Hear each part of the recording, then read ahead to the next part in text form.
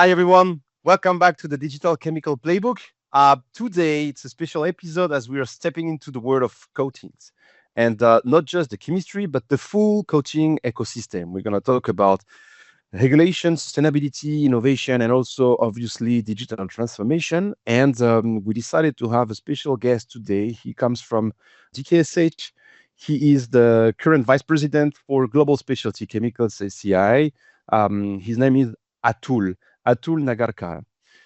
Nice to meet you, Atul, and nice to have you in our podcast. So, for you to know, Atul brings with him more than 30 years of experience in specialty chemicals across leadership roles at Degussa, Evonik, also Chemtext, Atul, Praxair, and also before joining DKSH. At DKSH, you have a long track record as leading the market India before becoming the global head of specialty chemicals. Atul has been working globally with formulators, also with manufacturers, innovators, helping them also to navigate the complex market and to embrace the digital transformation. I have to say that myself, I worked with Atul for many years, and I always enjoy myself having these conversations with Atul, and that's the reason why also we wanted to bring such a conversation into a public one. How are you, Atul? I'm fine. Thank you very much for the wonderful welcome. And thank you and hello to all the listeners to this podcast here. Thank you very much. So we are recording that podcast today because you're based in Singapore, right? Yeah, that's right. I'm based in Singapore right now. It's Friday evening and it's getting darker. So, Aha. So it's a TGIF podcast record with you Atul today. So it's great. Atul, can we start with a bit your background and your track record? Can you tell us about your journey and what drew you into specialty chemicals? Like Atul recently graduated. How did he start jumping into that word and the word and the wide world of performance materials? okay, I'll do my best to explain the background. I've been a chemical engineering graduate from University ICT, which is Okay. former UDCT based in Mumbai. Eventually, I went to the United States to do my post graduation again, Okay. chemical engineering. And then I also followed it up with a marketing degree in management. So, as it happened, I actually joined a project engineering company in my early career. But just a couple of years down the line, Evonik, which was during those days called as Degussa, they were looking Yes. for people to set up their office in India. And they hired me along with a few more startup members. And Evonik had a wonderful portfolio for coatings. And Yes. that's where my journey into coatings started. And then eventually, all these years, directly or indirectly, have been always associated with specialty chemicals and coatings together. Wow. So you're one of the founders of I- Evonik India back on that time. Yeah, that's right. Amazing. So it was a very interesting journey. And what makes it more interesting is coatings is a great economic indicator. So if you Hmm. see it directly linked to the production and also to the construction. So Yes. over the years, it has always been evolving as the economy is growing forward. Hmm. So the typical, what you say, the yardstick is the country growth of the coatings market and the GDP. They are in sync. If you look at the way the coatings has been interesting is back those days it was primarily a protection. Like coating is Hmm. a protection. It's a coating, so it's a protection, a barrier, and it Yes. even today it's a barrier. Yeah. But And everywhere. everywhere, yeah, absolutely, to protect. That is the primary purpose of coatings. But over the years, like in the what you say, if you look at decorative painting or you look at industrial coatings, some of the features were aesthetics, like how it looks, does it look good? Those are still there, but along with that, it still continued to evolve to a better performance, and then from a high performance, eventually it became a service. So Hmm. today, coatings is actually a service provided. And Correct. now, going forward, because of so much of innovation coming in the market, it's also not just a coating, but it's actually becoming a functional ingredient of a system. Mm. So if you look at coatings, it has really been very interesting journey all these years to look at the change in the formulations, in the raw materials, and where it is heading. And the primary driving force is innovation. So at DKSH, we have almost 14 labs all across Yeah. the world for innovation centers. And they do the local formulations for all our customers to troubleshoot. And these are also very well integrated with the latest digital trends of AI and our Correct. own CRM. So that makes it even more interesting. So that's I how mean, I've been. Yeah, yeah. I mean that's really interesting. Your career and your track record actually from. I mean, there are not many people actually that comes with chemical engineer degree and that on top decided to make a marketing degree, right? And this is also one of the reasons why you have that capacity to assess and address the evolution of the industry, saying that it came from selling a product to selling a service, right? And this is also completely aligned on the post industrial revolution that we saw over the last few years, where everything became a service, right? And this is even like one of the biggest trends we see around selling as a service. Either it's ingredients, either it's specialty chemicals, or either it's a technology on the services, right? So that's interesting to see how this evolved and how you have been an actor of that evolution in India and now also on the global phase. You've been mentioning that we have some labs at DKSH, 14 labs on the specialty chemicals, and you're there to also drive the innovation.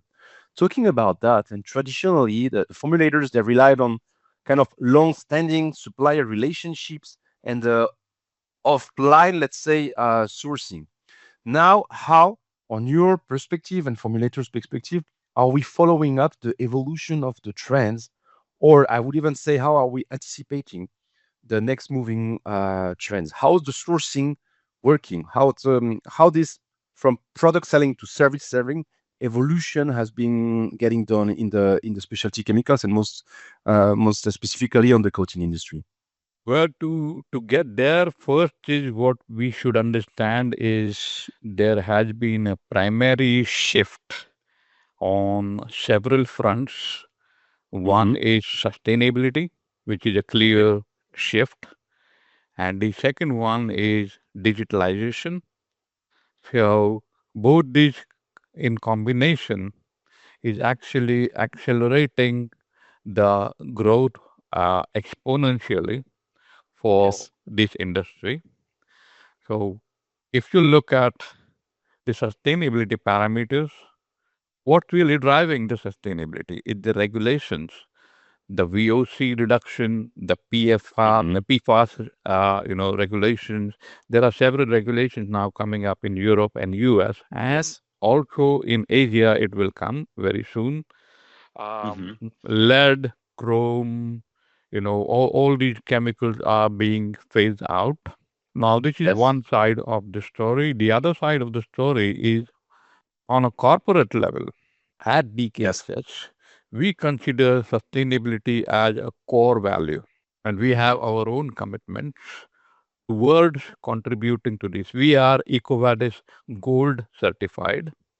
So, Mm-hmm. similar to us, all the corporations all across the world have corporate commitments towards sustainability. It's also important that the wellness of the health of the Yes. people, the environment, he's getting more and more aware of the problems arising out of this. So all Yeah. this put together is driving the shift to innovation, to evolution Mm. of the coatings industry. So that's it, just to put in a nutshell. That's interesting because you're merging actually sustainability concept and compliance, right? You say that there is regulation coming first in Europe as always, second USA, and then Asia with sustainability, and that's true actually, right? We've been talking about sustainability for the last 5 to 6 years in the industry, and now this became slowly but surely from being a sustainability topic to a regulatory topic, right? And Yes. most of companies are also merging both departments, right? So it's not only something we do because we believe into the future of sustainability, and we do also that because, right, we are anticipating evolution of global regulations, and in our industry, it is key, right? Absolutely, absolutely. I think to give you some examples, how digitalization can help in this is AI platforms are also working intensively on raising red flags for non-compliant raw materials in formulations. Then also there is a significant amount of work done on predictive analysis of key Yes. parameters of certain additives. So, for example, rheology control is very important in formulation. So, imagine we are a pilot and we are trying to learn to fly, and you have a simulator, a flight simulator. The Yes. same way you have a simulator for a formulation. Yeah. So, Correct. you already get to know what to expect if you are changing some of the key raw materials or some additives, because the biggest headache of a paint technologist or a R&D guy in a paint company is even if they change one raw material or one additive, it can affect hundreds of SKUs down the line, and they have to figure out what would be the effect of that. So AI is definitely helping in a significant way in these activities.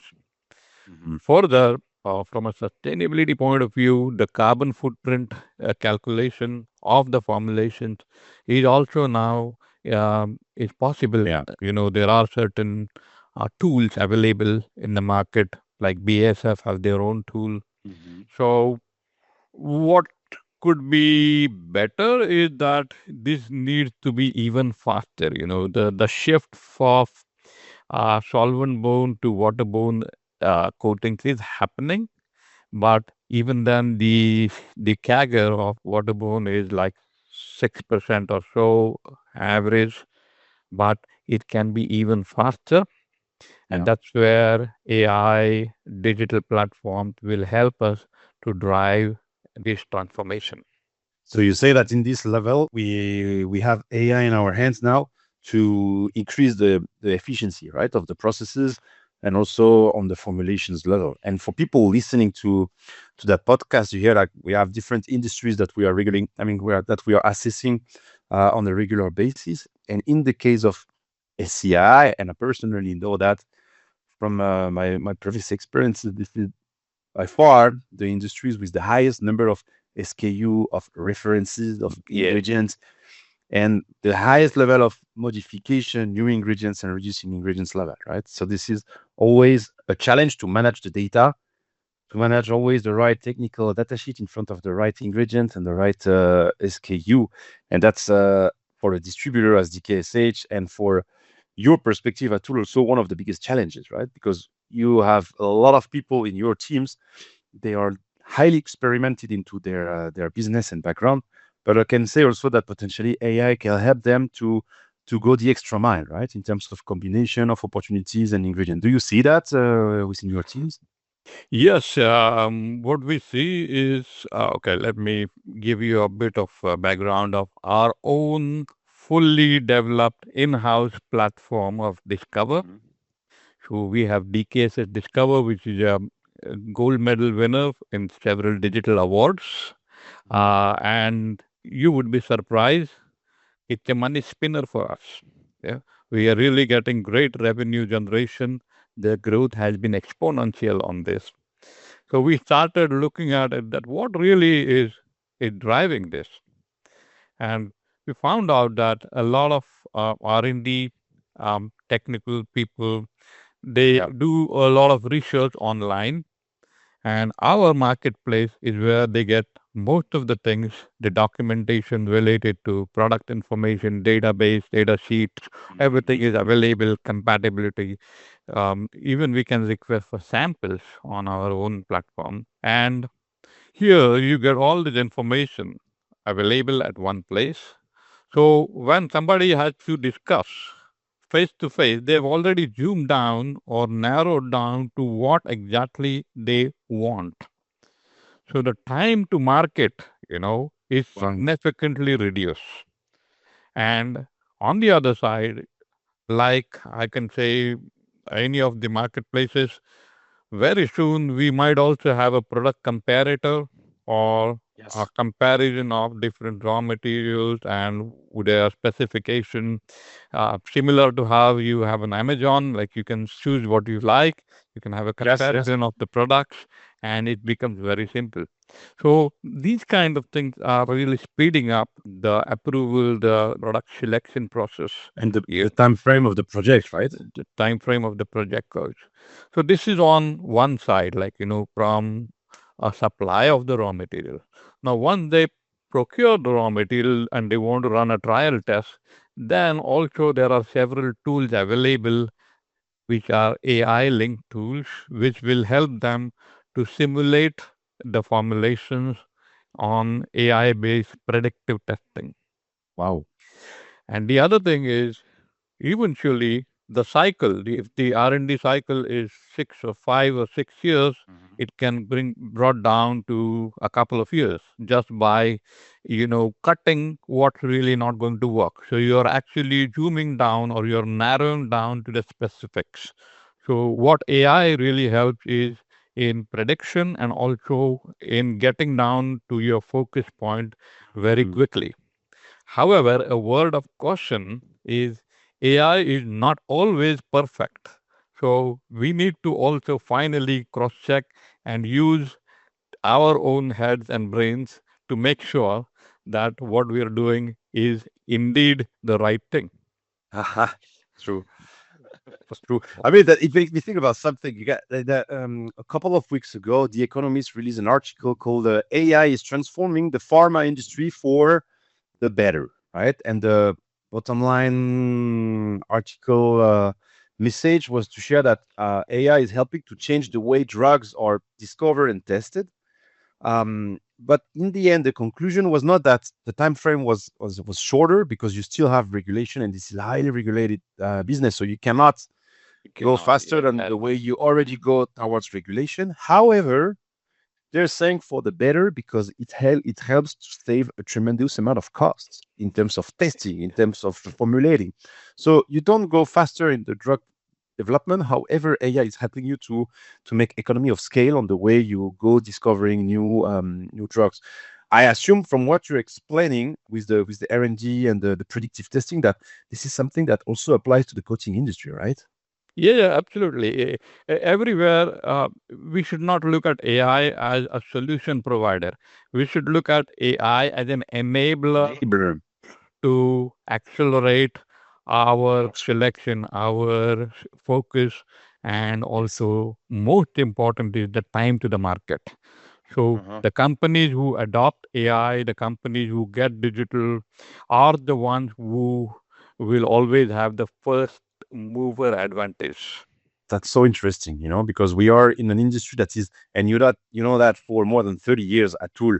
So you perfectly know that coaching industry is a relationship business, right? I mean, you have an extremely deep network in that industry across the globe. Our people also themselves have a quite a deep network, and this is a sales relationship, but that is more a people relationship, right? You know people you're dealing with, you know their background, you know their story, and you're like, I have the feeling that 30 years back, 50 years back, it was really like I come to a customer, I introduce my ingredients, and then we discuss and we go for the selection.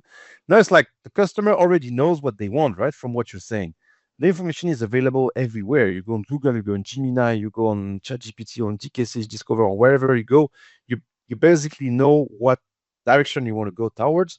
But then, the role of the sales is actually to enlighten this, right? To get, okay, from that information you get, this is where we can perform, this is the regulation in this market, and so on, right? So this is really selling, as you said at the introduction of this podcast. You sell an added value service for customers more than selling coatings and specific ingredients, right? Absolutely, absolutely. I think what you're saying is completely true, and the relationships and the network will still remain. It's just Hmm. that we will have more constructive discussions because the customers would have already um, shortlisted what they are really looking at.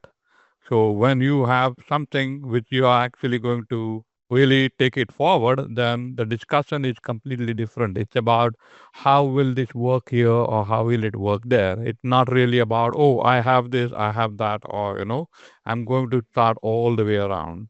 So in short, the bottom line is a lot of time is saved and it's moved to a productive, constructive discussion. So Definitively. both things are going to remain. The relationship part is still remaining. It's going to remain a highly networked industry. Contacts Yes. will matter a lot. And at the Yes. same time, it's also important that the discussions that we have with our customers are more based on us providing a solution specific to what they need. Yeah, definitively. Definitively.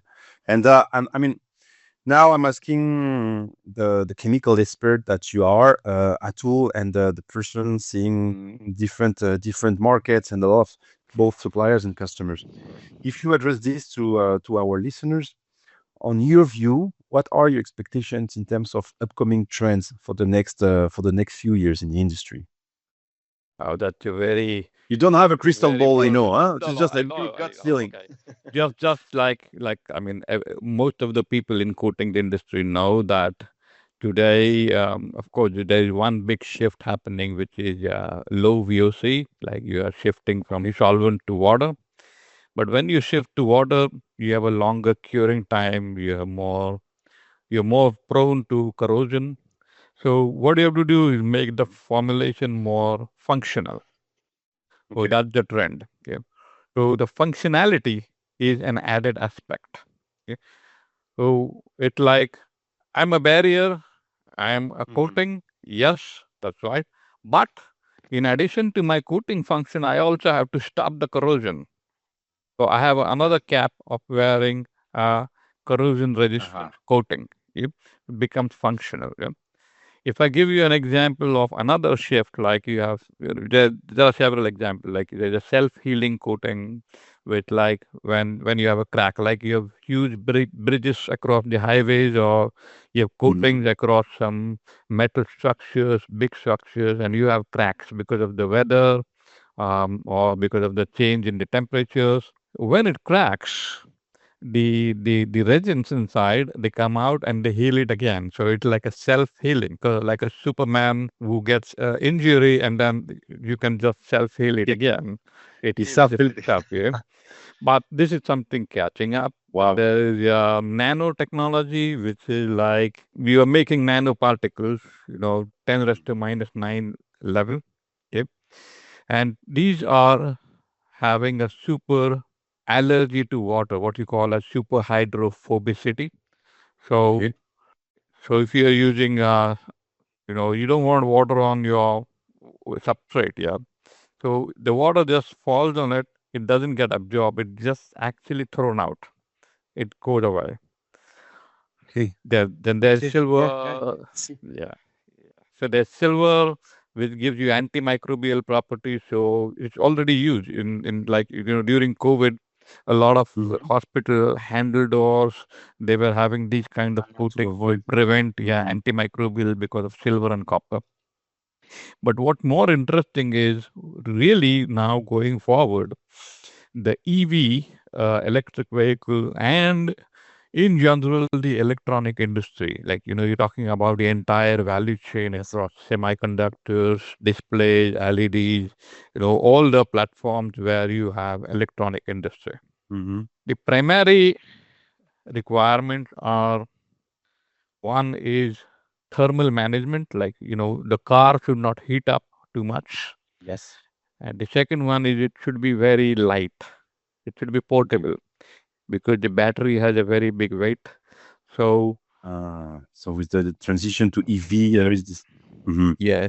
So the coating is actually moving as a part of the system where it manages the temperature. So there are flame retardants inside the coatings. So, so what's Yes. happening really is we're going to have a coating for every application. Earlier, we used to say industrial, decorative, One fits all. powder, marine. Yeah. Now you Hmm. tell, oh, you need for this, like, I want a red shirt or I want a blue shirt or, I want a very Correct. specific thing. And that's where coating is heading, like every specific cluster or segment based coating solutions. And that's a very interesting trend. I would put my bets on the electronics and EV industry in the short to mid term for these kind Definitively. of evolution of new additives which play more functional role. And car makers also reviewing their entire chain of production, right? I mean, it starts by the engine, but then, as you're saying, right, step by step, you realize that the rules of the game changed, and since those rules changed, everything has to change accordingly, right? Even the coating and the different functions. That's super Absolutely. interesting. It's there's a Absolutely. lot of opportunities going ahead with this, right? Yes, absolutely. So what you're saying, and this is something I really enjoy with the chemical industry because we quite often talk about like commodities versus specialties. Here we talk about something that is specialties, and your call is that it's gonna become more and more and more specialty, right? Yeah. Um, Let me clarify it way that the volume, it's like a pyramid. Yeah, like a pyramid. yeah. The commodities are always going to be there, but the competition is going to Hmm. increase in the commodities. So the fight for survival will be more in the bottom of the pyramid.